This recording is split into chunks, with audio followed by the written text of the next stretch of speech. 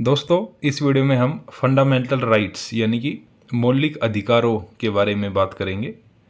सबसे खास बात यह है कि ये जो मौलिक अधिकार यानी कि फंडामेंटल राइट्स है, ये क्लास 8 यानी कि 8वीं क्लास और 9वीं क्लास का चैप्टर है। और उससे भी महत्वपूर्ण बात यह है कि आप अगर कंपटीशन एग्जाम्स की तैयारी कर रहे हो तो फंडामेंटल राइट्स से एक क्वेश्चन हर हाल में पूछा जाता है, चाहे वो एसएससी हो, यूपीएससी हो, रेलवे हो या बैंक हो, या फिर आप चाहे भारत के नागरिक होने के नाते ही इनके बारे में आपको जानकारी होनी ही चाहिए। तो शुरुआत करते हैं। इस वीडियो में हम बात करेंगे मौलिक अधिकार हैं क्या, यानी कि उनका परिचय और उनकी इम्पोर्टेंस को समझने के बाद इससे रिलेटेड कुछ इम्पोर्टेंट क्वेश्चंस की बात करेंगे और उनको समझेंगे भी कि एक्चुअली में ये है क्या। तो कोई भी व्यक्ति जो भारत में रहता है, अगर उसका जन्म भारत में हुआ है तो वो भारत का नागरिक है। और कोई भी नागरिक है, उसको सम्मानपूर्वक जीवन जीने का अधिकार है, यानी कि he has a right to live with the dignity. तो फंडामेंटल राइट यानी कि मौलिक अधिकार हैं, वो भारतीय संविधान की आत्मा है। सबसे पहली बात तो यही है कि ये भारतीय संविधान की आत्मा है। दूसरी बात यह है कि ये नागरिकों को गरिमा यानी कि डिग्निटी और स्वतंत्रता प्रदान करते हैं, आज़ादी देते हैं। कैसी आज़ादी देते हैं इसकी बात अब अभी करेंगे बाद में, लेकिन फ़िलहाल आप इतना जान लीजिए कि जो फंडामेंटल राइट है वो भारतीय संविधान का आधार है, बेस है, हर नागरिक को मिले हुए हैं। जो भी व्यक्ति भारत का नागरिक है उसको ये फंडामेंटल राइट्स मिलते हैं। अब दूसरी खास बात इनके बारे में यह है कि न्यायालयीय संरक्षण, यानी कि इनको प्रोटेक्शन दी जाती है जुडिशरी के द्वारा। इंडिया के अंदर जो सुप्रीम कोर्ट, हाई कोर्ट हैं, वो इनकी सुरक्षा के लिए जिम्मेदार संस्था हैं। और अगर आपके फंडामेंटल राइट्स का वायलेशन होता है या सरकार आपसे छीनती है, स्नैच करती है उनको, तो जुडिशियल कस्टडी या हम कह सकते हैं जुडिशियल प्रोटेक्शन इनको मिला हुआ है। तो ये अधिकार न्यायपालिका द्वारा संरक्षित हैं, यानी कि अगर आपके फंडामेंटल राइट्स का हनन होता है तो आप सुप्रीम कोर्ट और हाई कोर्ट या डिस्ट्रिक्ट कोर्ट की शरण में जा सकते हैं और किसी भी उल्लंघन की स्थिति में न्यायालय से सुरक्षा की मांग की जा सकती है। तो फंडामेंटल राइट्स के फीचर्स हैं ये। पहला तो ये है कि ये संविधान का आधार है, दूसरा है कि इनको जुडिशियल प्रोटेक्शन मिली हुई है, तीसरा है कि ये पावर है डेमोक्रेसी की। डेमोक्रेसी यानी कि लोकतंत्र, लोकतंत्र यानी कि ऐसा कोई भी सिस्टम गवर्नमेंट का जिसके अंदर हम अपने नेता को खुद चुनते हैं। जैसे गांव का सरपंच है तो गांव के लोग उसको इलेक्ट करेंगे। तो ऐसा इस system of government in which people elect their own representative is called democracy. तो ये अधिकार यानी कि फंडामेंटल राइट्स जो हैं वो लोकतांत्रिक मूल्यों को बनाए रखने के लिए व्यक्तिगत और स्वतंत्रता सुनिश्चित करने में भूमिका निभाते हैं, यानी कि ये शक्ति हैं डेमोक्रेसी की, पावर है। तो फंडामेंटल राइट्स मेरे ख्याल से आपको समझ में आ गया होगा। अगर नहीं समझ में आया तो मैं संक्षिप्त रूप से बता देता हूँ कि कोई भी व्यक्ति हो, चाहे कोई छोटा बच्चा हो या कोई बुजुर्ग या कोई नौजवान, हर व्यक्ति को, चाहे वो मेल हो चाहे फीमेल या फिर कोई ट्रांसजेंडर हो, किन्नर हो, सबको मिले हुए हैं जो भारत का नागरिक है। भारतीय संविधान का आधार है, यानी कि बेस है संविधान का। जुडिशियल प्रोटेक्शन मिली हुई है, यानी कि अगर आपको नहीं मिलते तो आप इनकी मांग कर सकते हो, डिमांड कर सकते हो, और ये लोकतंत्र की शक्ति हैं। अब बात करते हैं इनसे रिलेटेड महत्वपूर्ण क्वेश्चंस की और कोशिश करेंगे जानने की कि ये डिटेल से कि एक्चुअली में ये क्या क्या हैं। तो सबसे पहला सवाल यहीं से शुरू होता है कि भारतीय संविधान में कुल कितने मौलिक अधिकार हैं, कितने फंडामेंटल राइट हर नागरिक को मिले हुए हैं। तो इसके ऑप्शंस हैं 5, 6, 7 या 8। तो वर्तमान में यानी कि आज की डेट की अगर बात करें तो भारतीय संविधान में 6 मौलिक अधिकार हैं, यानी कि 6 फंडामेंटल राइट्स हैं। लेकिन आपको ध्यान रखना है जब संविधान बना था उस समय 7 थे। इस जैसे यहाँ पे लिख भी रखा है कि मूल रूप से 7 मौलिक अधिकार फंडामेंटल राइट्स थे, लेकिन संविधान में सुधार किया गया, अमेंडमेंट किया गया एक 1978 में। और ये जो अमेंडमेंट था ये 44वें नंबर का था, 44th अमेंडमेंट था। और संपत्ति के अधिकार यानी कि राइट टू प्रॉपर्टी को फंडामेंटल राइट्स की लिस्ट से हटा दिया गया, यानी कि पहले 7 थे, अब एक हटा दिया तो अब हो गए 6। तो मेरे ख्याल से आपको क्लियर हो गया होगा कि फ़िलहाल हमारे संविधान में कितने फंडामेंटल राइट हैं। अभी फ़िलहाल हैं 6, पहले थे 7। कौन सा हटा है? राइट टू प्रॉपर्टी यानी कि संपत्ति का अधिकार। कब हटा है? 1978 में हटा है। और किस संशोधन के तहत हटा है? ये 44वां संशोधन था, यानी कि 44th अमेंडमेंट। एसएससी ने इसको खूब पूछा है कि कब हटा, किस साल हटा, कौन सा हटा है। मूल संविधान में कितने हैं? मूल संविधान में थे 7, अब कितने हैं? अब हैं 6। अब बात करते हैं नेक्स्ट क्वेश्चन की। और दरअसल मैं आपको यहीं पे बता देता हूं कि 6 फंडामेंटल राइट कौन कौन से हैं। एक फंडामेंटल राइट है राइट टू फ्रीडम, यानी कि आज़ादी का अधिकार, स्वतंत्रता का अधिकार। दूसरा है, एक हो गया फ्रीडम, दूसरा हो गया राइट टू इक्वलिटी, यानी कि समानता, समानता का अधिकार। कैसी समानता मिलती है उसकी बात करेंगे अभी। तीसरा है राइट अगेंस्ट एक्सप्लॉयटेशन। एक्सप्लॉयटेशन होता है शोषण करना किसी का भी, किसी को भी बिना वजह परेशान करना या उसका फ़ायदा उठाना गलत तरीके से। चौथा है राइट टू रिलीजियस फ्रीडम, यानी कि धार्मिक स्वतंत्रता, इसकी बात हम करेंगे अभी। पांचवा है right to educational and culture, यानी कि शिक्षा और संस्कृति संबंधी। और छठा है राइट टू कॉन्स्टिट्यूशनल रेमेडीज, संवैधानिक उपचारों का अधिकार। आपने ये खूब पढ़े होंगे 8वीं क्लास में, मैंने पहले बताया था कि ये क्लास 8वीं में सिविक्स का पूरा चैप्टर है। 9th क्लास में डेमोक्रेटिक राइट्स के नाम से ये पूरा चैप्टर है। 10th में भी थोड़ा थोड़ा इसका जिक्र आता है। 11th में तो एक पूरा चैप्टर इसी के नाम पे है। और कंपटीशन एग्जाम्स में तो इसकी महत्वता को आप जानते भी हैं, और नहीं जानते तो नेक्स्ट एग्जाम में पता भी चल जाएगा जब यहाँ से क्वेश्चन आएगा। दूसरा मैं आपको बता देता हूँ कि ये इस पूरी PDF को मैंने टेलीग्राम चैनल पे डाल दिया है, आप वहाँ से डाउनलोड कर सकते हो अगर इसको पढ़ना चाहो तो। अगर समझना चाहते हो तो मैं समझा रहा हूँ। तो अभी तक क्लियर हुई है 3 चीज़ें, क्या क्या? कि फंडामेंटल राइट हैं क्या, इनका महत्व क्या है, कि हर नागरिक को मिले हैं, भारतीय संविधान का आधार है, जुडिशियल प्रोटेक्शन मिला हुआ है, डेमोक्रेसी की पावर है यानी कि लोकतंत्र की शक्ति है। ये कितने हैं? फिलहाल 6 हैं। संविधान बना तब 7 थे। हटा कौन सा है? राइट टू प्रॉपर्टी, संपत्ति का अधिकार हट गया। कब हटा? 1978 में हटा। किस संशोधन के तहत हटा? 44वें संशोधन के तहत हटा। अब बात करते हैं समानता का अधिकार किस अनुच्छेद में वर्णित है। तो अगर आप भारतीय संविधान का आर्टिकल नंबर 14 पढ़ेंगे, 15 पढ़ेंगे, 16 पढ़ेंगे, 17 पढ़ेंगे और 18 पढ़ेंगे तो यहाँ पे समानता का वर्णन है। अब ये समानता कैसी है इसकी बात करते हैं। तो यानी कि आर्टिकल नंबर 14 से लेकर 18 तक इसका वर्णन है। मैं आपको कुछ बातें और बता देता हूँ जो इंपॉर्टेंट है परीक्षा की दृष्टि से। वो ये है कि जब हमारा संविधान बना रहे थे संविधान सभा के लोग, तो उन्होंने बहुत से देशों के संविधानों को पढ़ा, यानी कि अमेरिका का पढ़ा, रूस का पढ़ा, फ्रांस का पढ़ा, कई देशों के संविधान पढ़े। तो अमेरिका के संविधान में यानी कि अमेरिका के कॉन्स्टिट्यूशन में फंडामेंटल राइट्स थे। हमारे संविधान निर्माताओं को वो अच्छे लगे तो हमारे संविधान में भी उनको इंसर्ट कर दिया। तो कई बार ये सवाल पूछता है कि भारतीय संविधान में मौलिक अधिकारों को किस देश के संविधान से लिया गया है, तो इसका आंसर आएगा अमेरिका। ये आपको ध्यान रखना है। हमारे संविधान में 22 भाग हैं, तो ये भाग नंबर 3 में है, ये भी ध्यान रखना है। तो 2 या 3 बातें एक्स्ट्रा हैं, ये आपको याद रखनी है। अमेरिका से लिए हैं, भाग 3 में है, और संविधान में कुल भाग 22 हैं। और अनुच्छेद नंबर 14 से लेकर 18 तक इन्हीं का वर्णन है। मैं आपको बता देता हूँ, ये 12 से 35 तक चलता है, 12 से 35 तक।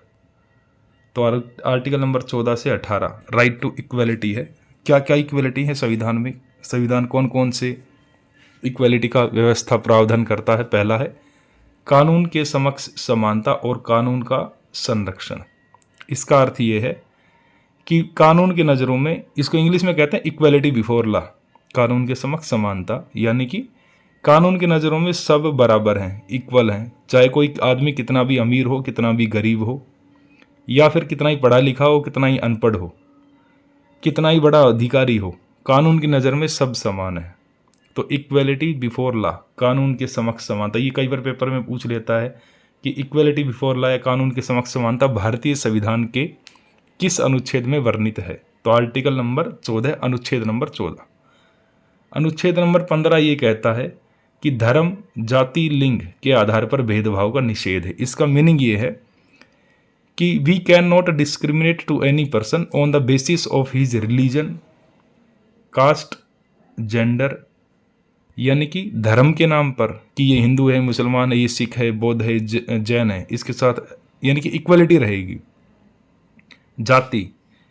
जाति के नाम पे भेदभाव नहीं होगा। लिंग होता है मेल, फीमेल, ट्रांसजेंडर, इसके आधार पर भेदभाव नहीं किया जा सकता कभी भी। आर्टिकल नंबर 16 डील करता है लोक नियोजन के विषय में अवसर की समानता, यानी कि जब भी कोई पब्लिक डोमेन में वर्क निकलेगा, कोई भर्ती निकलती है, तो हर आदमी अप्लाई करता है जो एलिजिबल होगा। ऐसा नहीं है कि किसी व्यक्ति को उस अवसर से वंचित कर दिया जाएगा। तो अनुच्छेद नंबर 16 इसको इक्वलिटी ऑफ अपॉर्चुनिटी भी कहते हैं। नेक्स्ट है आर्टिकल नंबर 17, सबसे इंपॉर्टेंट है मेरी नज़रों में, क्योंकि एनडीए में, एसएससी में, दिल्ली पुलिस में, हर एग्जाम में पूछता है एक बार। आर्टिकल 17 कहता है abolition of untouchability.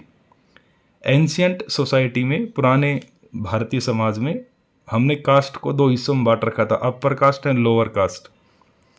Lower caste के साथ भेदभाव होता था, उनके साथ छुआछूत यानी कि अस्पृश्यता का व्यवहार किया जाता था, और अब ये बंद कर दिया है। आर्टिकल नंबर 17 बिल्कुल क्लियरली इसको एक ऑफेंस, एक क्राइम अनाउंस करता है। अनुच्छेद 18 कहता है अबोलिशन ऑफ टाइटल्स, यानी कि उपाधियों का अंत।